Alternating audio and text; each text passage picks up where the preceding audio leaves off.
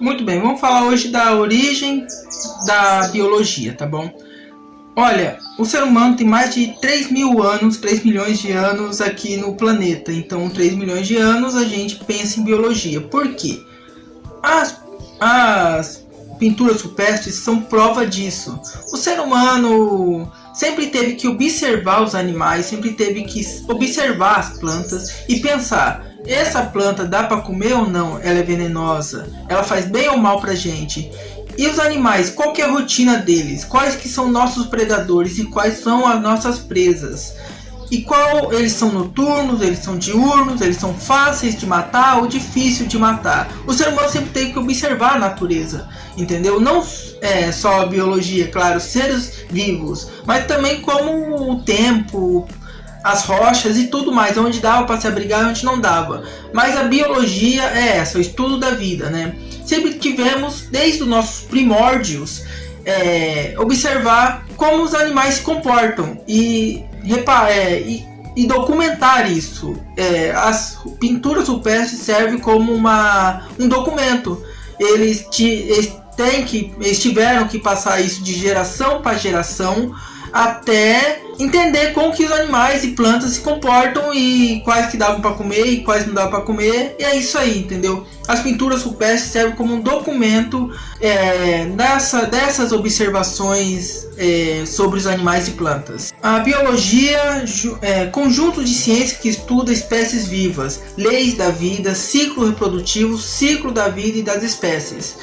E a biologia, depois que foi feita essa separação de biologia, já entramos nesse assunto, ela foi dividida em vários outros tópicos. Dentro da biologia tem citologia, ecologia, genética, fisiologia, evolução e muito mais dentro da biologia. E claro, quando você estuda biologia, você pode se especializar num desses. No ensino médio a gente estuda tudo assim por cima, mas quando vai no curso a gente se aprofunda em cada um. Aí numa pós você se aprofunda ainda mais em um desses tópicos, tá bom? Biologia é simples, a gente aprende isso desde criança, no ensino fundamental, que bio significa vida e logia é estudo. Tudo que tem logia, ecologia, histologia, qualquer coisa que tem logia é estudo. Estudo do que? Estudo de alguma coisa. Biologia é estudo da vida, tá bom?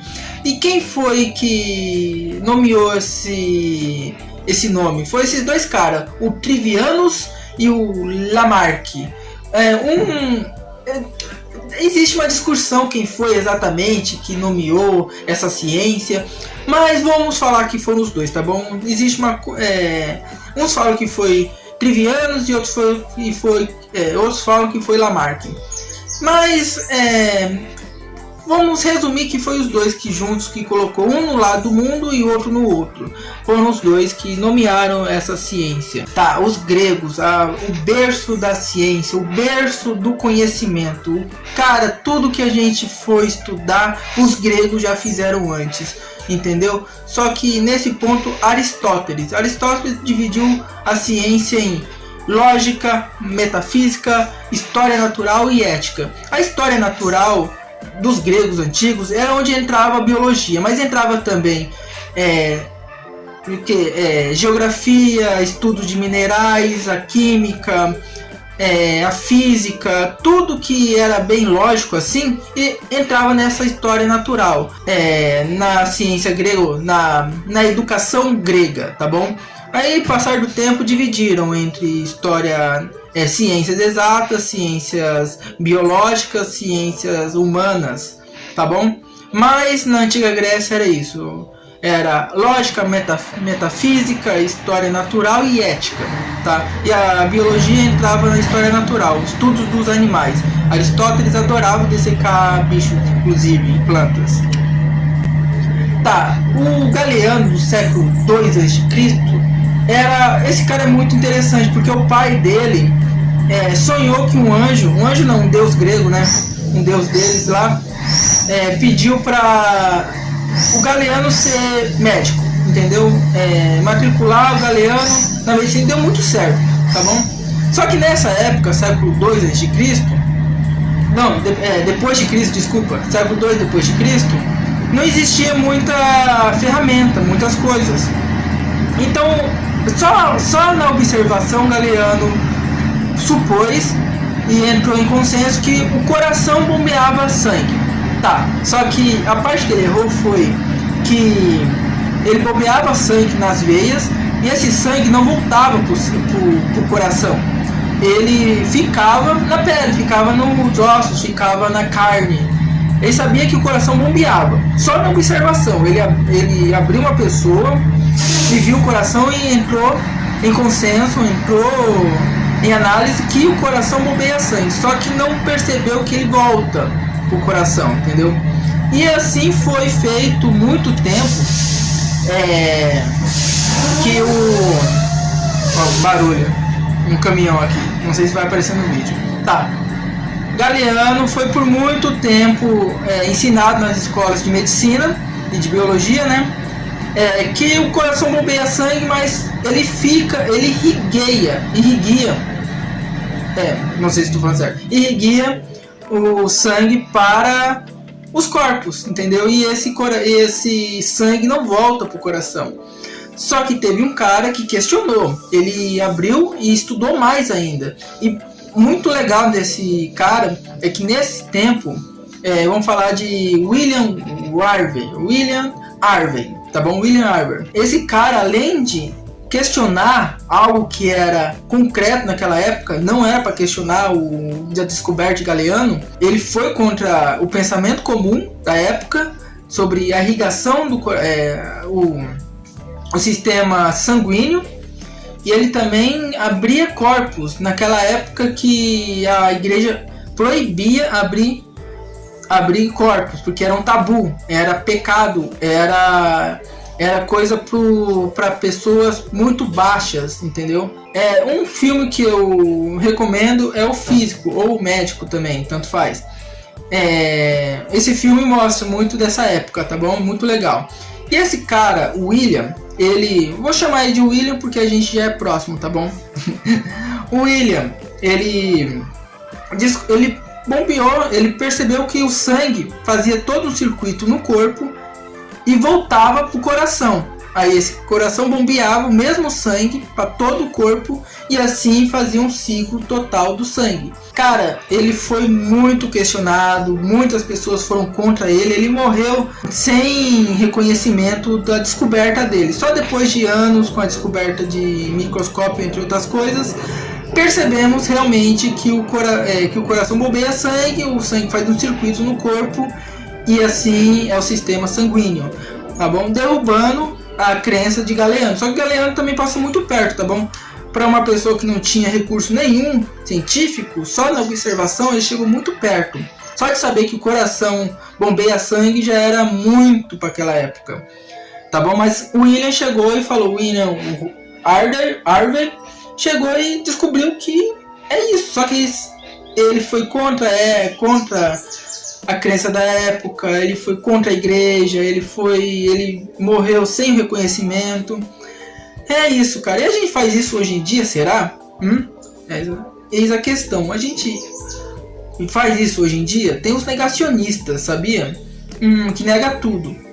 Não sei. Categorias hierárquicas Linneu, ou níveis de toxomicos ou sistema binominal em 1700. Características comuns e diferentes. Então, aqui a ciência dá um grande passo. É bem legal eu falar sobre Aristóteles de novo. Como que eu falei, Aristóteles adorava dessecar plantas e animais. E ele dividiu a ciência, lá nas ciências naturais, tá bom? História natural. Ele dividiu em duas essa parte da biologia, que na época não chamava biologia, em reino das plantas e reino dos animais, tá bom? Esse era muito inteligente, claro, reino das plantas, reino dos animais. Simplificar a ciência, simplificar o conhecimento que ele passava para os alunos dele. Porém, veio um cara, veio outro cara, tá bom?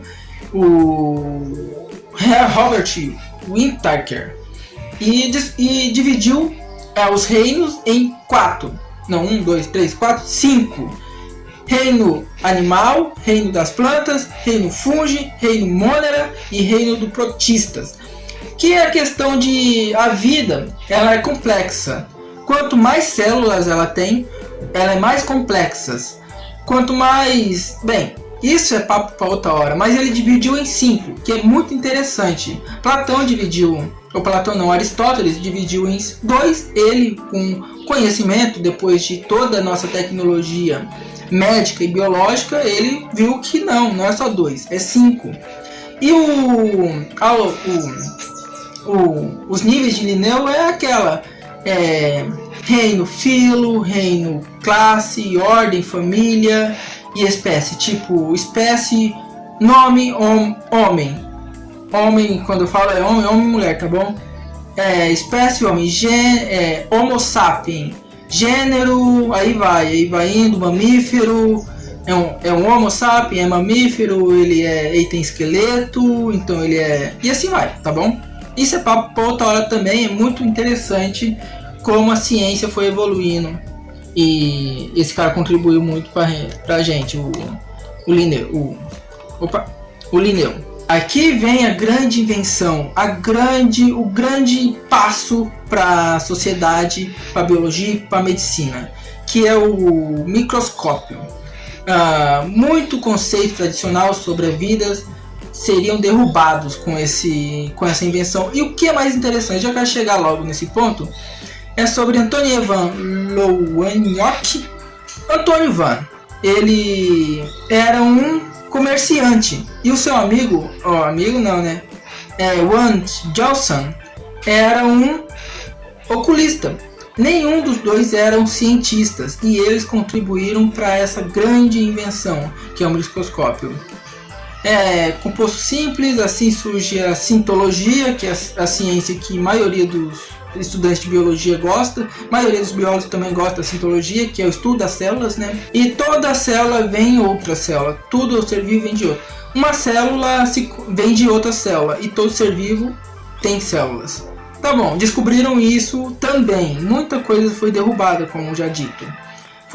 Eu acho muito interessante isso, que esses dois homens não eram cientistas e contribuíram com a invenção mais importante para a ciência, que é o microscópio. Só que é um microscópio de luz, que a gente já chega lá. Tem o microscópio de luz e o microscópio eletrônico. A diferença é que um usa a luz natural e o outro artificial. E pode chegar mais perto, entendeu? O zoom dele, vamos falar assim, o zoom é muito maior, só que a célula tem que estar morta, enquanto do microscópio de luz, que usa luz natural, uma vela ou uma luz qualquer, ele pode chegar, o zoom dele é muito grande e a célula está viva. Essa é a questão, entendeu? Porque a gente precisa, isso é outro passo que provavelmente vai acontecer daqui a alguns anos. A célula, ver ela viva no microscópio eletrônico seria fantástico, porque a gente saberia como cada organela, cada compostinho ali, cada coisinha se comporta com ela viva. Mas não, ela fica morta por causa de muita coisa, tá? Mas essa é a grande diferença. O microscópio de luz, a gente dá para ver vivo, só que ele não vai tão longe quanto o microscópio eletrônico. Meu Deus do céu. Microscópio eletrônico vai mais longe, só que ele usa... Bem, é eletrônico, né? Tá. Existem esses dois microscópios, e foi a maior contribuição para o mundo da ciência, medicina, biologia e qualquer outra ciência que precise dela. Outro que morreu sem reconhecimento foi o... deixa eu ver aqui. Avanços, publicação de origem das espécies por Darwin. Darwin foi muito questionado. Como que eu já falei, será que a gente faz isso nos tempos de hoje, né? Questionar pessoas que estão estudando, pessoas que estão pesquisando, cientistas e tudo mais. Será que estamos sendo negacionistas com tudo? Interessante, porque a história se repete, né? Então, Darwin foi muito criticado. O Mendel era outro cara que não era do ramo da ciência, mas contribuiu para a ciência. Ele fez um experimento que descobriu... Bem, ele fez com planta, ele fez com... agora esqueci o nome. Tá, mas ele fez com planta e percebeu que a genética pode passar de um para outro. E é um estudo genético, tá? Mendel também morreu sem reconhecimento, infelizmente. E demorou muito tempo para fazer esse experimento.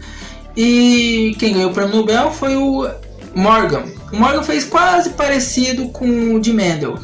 Só que O dele foi com moscas, tá? Foi com moscas. Ele descobriu o hélice do DNA. Ele foi muito mais longe. E claro, o trampo dele foi maior. E ele ganhou o Nobel. Até que enfim alguém foi reconhecido nessa parte da história. Tá vendo como que a origem da biologia demorou muito para ser aceita, para ser uma ciência, realmente uma ciência, e muitos contribuíram para essa origem, para essa ciência, e não foram reconhecidos, foram criticados, foram tipo caça-bruxas, entendeu? Foram desacreditados. Muitos cientistas ou não cientistas contribuíram para essa ciência, mas não foram reconhecidos na sua época, só depois da época. O DNA foi descoberto em 1954 por Clark Watson. Bem, aqui a ciência já está bem avançada. Bem avançada e, bem, esses dois tiveram reconhecimento também. Tem a hélice do DNA. Bem, o que eu quero deixar aqui, bem, tomara que eu tenha me feito por entendido, porque eu estou no slide e olhando para a câmera, né? Tem que olhar para a câmera, mas também estou olhando no slide. O que eu quero deixar aqui, a biologia está em nossas vidas, no nosso dia a dia. A biologia está em nós mesmos, tá bom? É uma ciência muito legal. E você percebeu que você não precisa ser um biólogo para estudar biologia. Então, independente de quem você for, se você gosta dessa ciência, estude ela. E é isso aí, tá bom? Falou!